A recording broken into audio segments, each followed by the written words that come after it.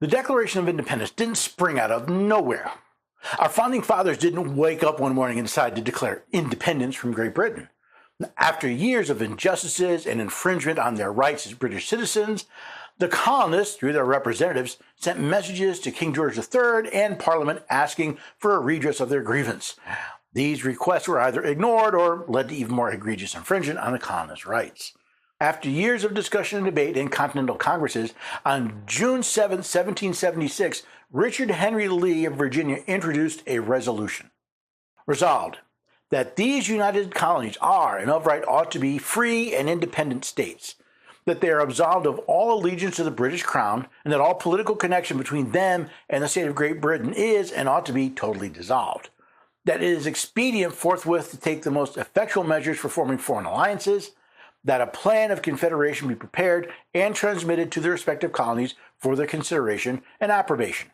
Notice the 3 points of Mr. Lee's resolution. First, that the colonies are free and independent states. Second, that they take steps to make foreign alliances. And third, that a plan for confederation be sent to the colonies for their consideration. A very ambitious resolution indeed. This was a big step for the colonies, and not to be taken lightly. This is not simply another in a long line of requests to the king to redress their grievances. This declaration that the colonies were free was treason against the crown. Now, as you might imagine, many of the delegates were somewhat concerned about taking such a step and wanted time to consult with the leaders of their colonies. Meanwhile, as most legislative bodies do, they kicked the real work to committees.